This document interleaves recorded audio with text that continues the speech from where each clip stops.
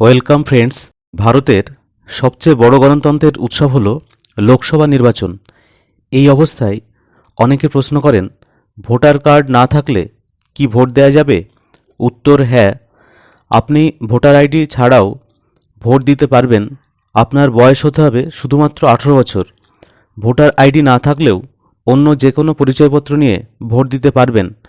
আসুন জেনে নিই ভোটার আইডি কার্ড ছাড়া কি কি পরিচয়পত্র থাকলে ভোট দিতে পারবেন। ভোটার কার্ড ছাড়া কিভাবে ভোট দেওয়া যাবে? ভোটার তালিকায় আপনার নাম থাকা উচিত। সবার আগে নিশ্চিত করুন যে ভোটার তালিকায় আপনার নাম নিবন্ধিত রয়েছে।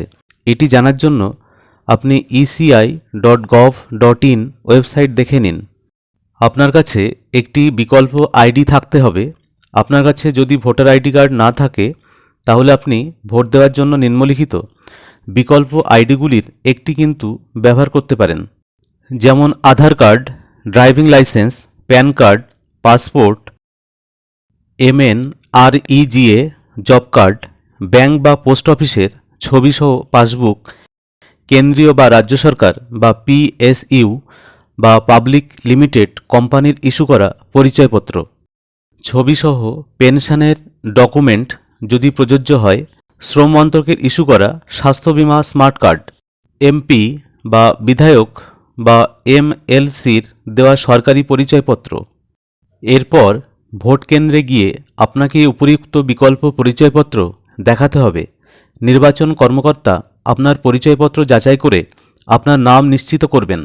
ভোটার তালিকায় আপনার নাম থাকলে তবেই আপনাকে ভোট দেওয়ার অনুমতি দেওয়া হবে। কারা ভোট দিতে পারবেন না?